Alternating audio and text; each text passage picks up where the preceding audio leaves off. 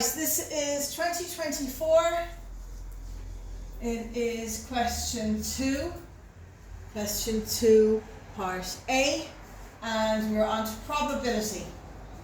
Right, first thing it asks you to do is to complete this table, and it gives you this already, and R5. Okay, so you're just going to put in your green 1, red 1, red 2, green 3, red 3, green 4, red 4, green 5, green 6, red 6, green 7, and red 7. Okay, and that's all to the first part.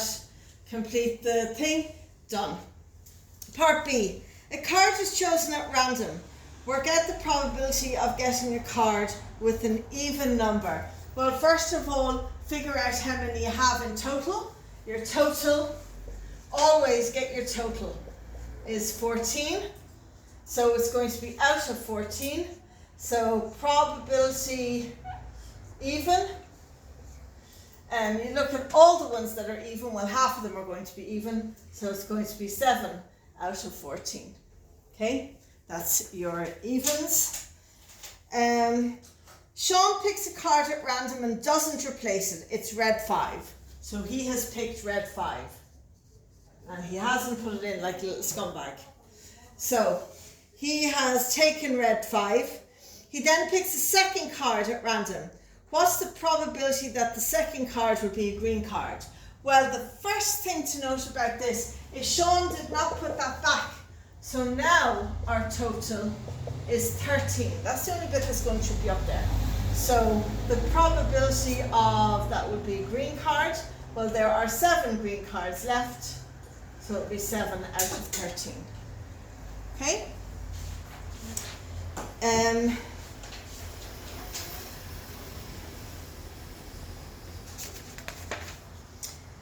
Sean puts back the 2 cards because he's not a scumbag after all. He was just holding on to them for, safekeeping.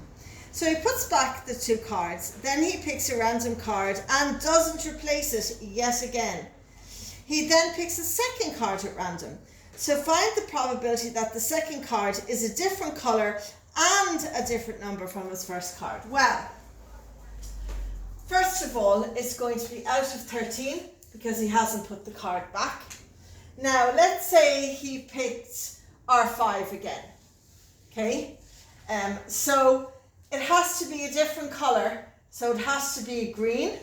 So there are 7 greens, but it also has to be a different number, so So 1, 2, 3, 4, 5, 6 are the possibilities, 6 out of 13. 24, question 5, part B. And it says, Owen records the number of hours sleep he gets each night for several weeks. Based on this, he calculates that he gets the recommended amount of sleep only 10% of the time.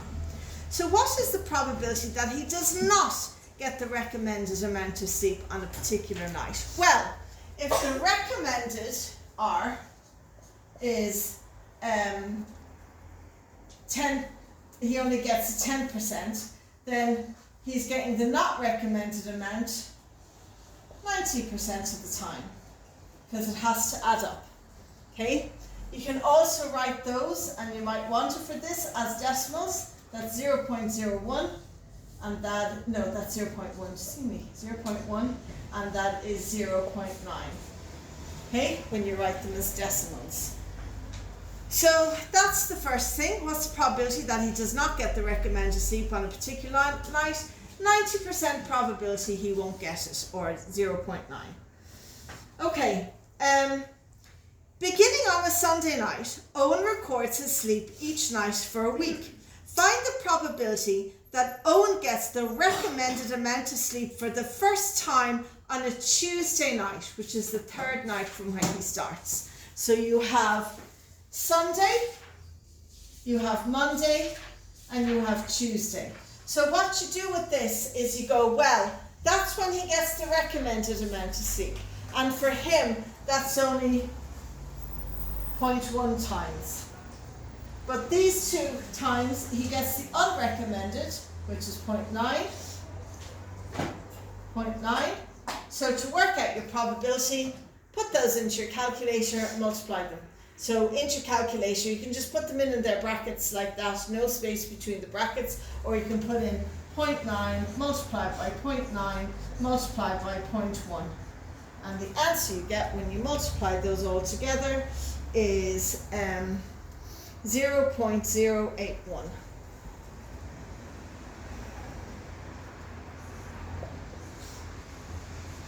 Which is 8.1%.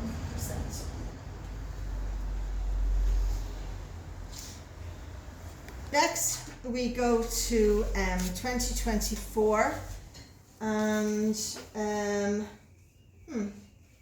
think we're actually going to, I have question 10, but it's actually question 9. Sorry lads, question 9 is what you're looking for. So, Dermot sells 7 different flavours of ice cream.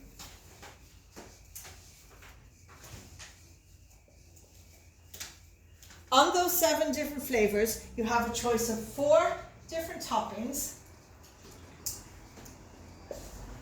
And you also have a choice of 2 different containers. Okay? So the first question is, how many different choices are available if you must choose only 1 flavour, 1 topping, and either a cone or a top? Okay? So to work that out, you do your 7 flavours multiplied by your 4 toppings multiplied by your 2 containers, and the answer that you get is 56. You have 56 choices. Okay, so that's B part, A part 1. So A part 2, that's question 9, and it's A part 1. So A part 2. Dermot wants to maximise the number of choices available to his customers. He can only add either an extra flavour or an extra topping, obviously cone and top, hand, no. So there are your 2 choices. So he can add an extra flavour or he can add an extra topping. So he wants to know which one will give more choice to his customers. So first of all, do adding in an extra topping. So that would be 7 by 5 by 2, okay, because you do 5 toppings then instead of 4, and when you do that you get 70. Then do it by adding in an extra flavour, so that would be 8 by 4 by 2, and when you do that calculation you get 64. So adding in an extra topping is the way to go. Extra topping. So, question 9 part B. We have, one day Dermot recorded the ice cream choices of his first 100 customers. So we have 100 as our total.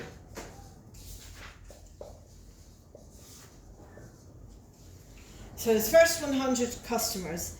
Vanilla flavour was bought by 42 customers. A cone was bought by 37 customers. 45 customers bought neither vanilla nor a cone. What did I say? Did I say 45? 45. I nearly wrote down 47. Okay, 45 people bought neither. So you're asked to represent that information on the Venn diagram over here. And our total is 100. So the first thing to put in is the neither. Okay, the neither go outside the circles, so they go anywhere in the box. Now you have to work out what is inside your circles. So the first thing to do is you want to find out how much ice cream was bought in total. So you had 42 vanilla plus 37 cones. Okay, so in total you had 79 ice creams bought, right? Now, you have to allow for the overlap. So the way we do that is we see out of the 100 people, how many people bought cones. So you have the 100 people, take away the 45 who bought nothing, and you'll find out that you had 55. But we have said that 79 ice creams were sold. So the difference between those two numbers is your overlap. So get your 79, take away the 55 actual ice creams that were bought, and whatever your answer is, that is your overlap. There are people who bought vanilla and a cone. Okay, so that's your overlap. So then to find out how many just bought vanilla and not a cone, you get your 42 for your vanilla, take away your 24 from the middle, and you find out the amount of people that bought vanilla was 18.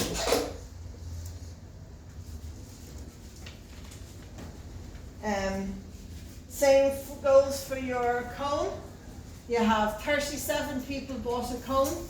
Take from that the 24 overlap, and you will find out that the amount of people who just bought a cone was 13. That is how, ladies and gentlemen, well, just ladies, you fill out a Venn diagram. Okay? Right, so the last part of this, and I think this is the last part of our probability altogether, is the last part of this question is, a customer is picked at random from the first 100 customers. Find the probability that this customer bought a cone with a flavour other than vanilla. Okay, so you don't want the vanilla at all. You don't want the vanilla on its own. You don't want the vanilla with a cone. You want no vanilla, but you don't want the people who didn't get ice cream. So what you're left with is your 13. So 13 out of the 100 customers bought ice cream that was a flavour other than vanilla.